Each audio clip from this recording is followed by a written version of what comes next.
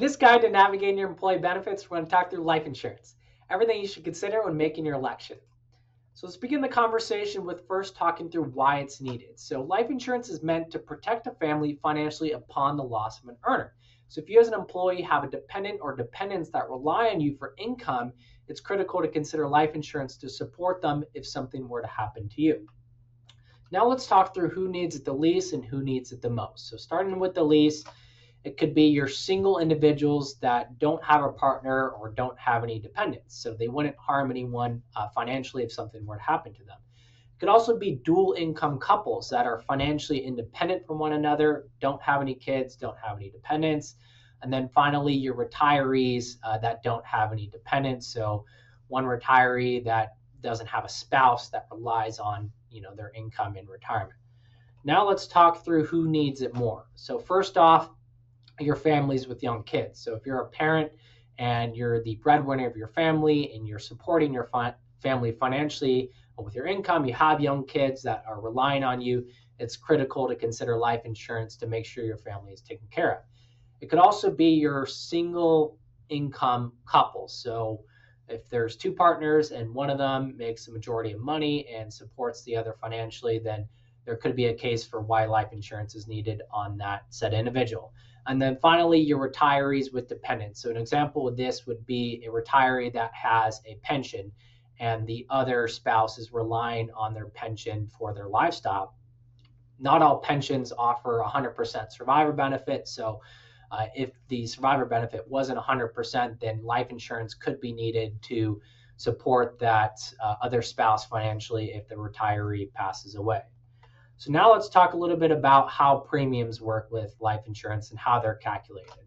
So they're calculated based on age, health status, habits, and gender.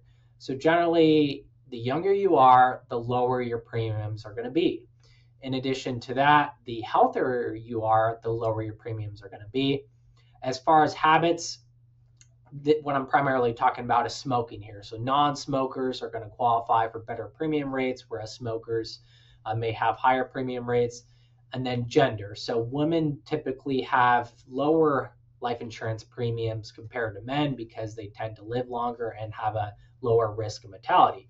And then kind of the inverse with those, if you're older, your premiums tend to be more expensive. And then same as far as your health status, if you're not as healthy, then it would be hard to qualify for life insurance or your premiums are going to be a lot more expensive. If you're a smoker, you could expect higher premiums. And then if you're a male, then you could expect higher premiums as well. So how do employers typically offer life insurance? So it's made up generally through basic and supplemental. And starting off with basic, this can generally sometimes be covered by your employer. So your employer could subsidize basic life insurance at little or no additional cost to you. So when reviewing your employee benefits package, you want to see if basic life insurance is provided at no cost to you.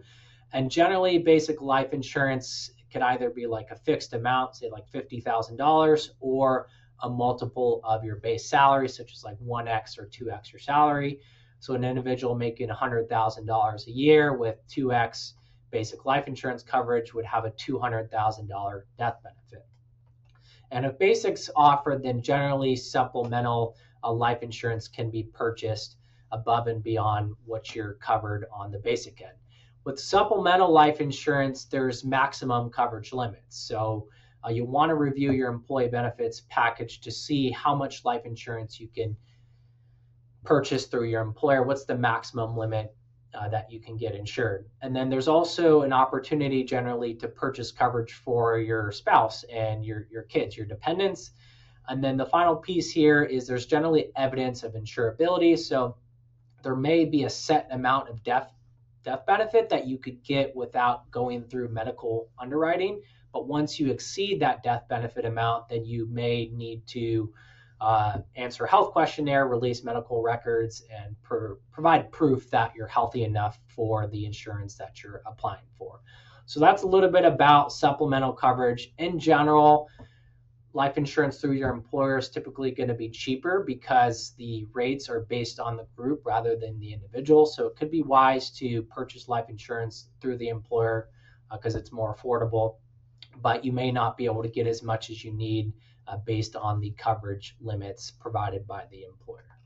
So that's a little bit about how employers offer it, and then I'll kind of wrap up with some considerations. So first, cost, term, and need. So what's the cost of the supplemental life insurance policy if you want to pursue above and beyond what's provided at the basic level? So it's important to notate this for your financial plan. Can you afford purchasing this additional life insurance within the context of your budget? And then term as well is important to understand. So if you leave your employer, your life insurance may not carry over, or you could be subject to pretty steep rates in order to continue that term policy. So understanding when that policy is terminated.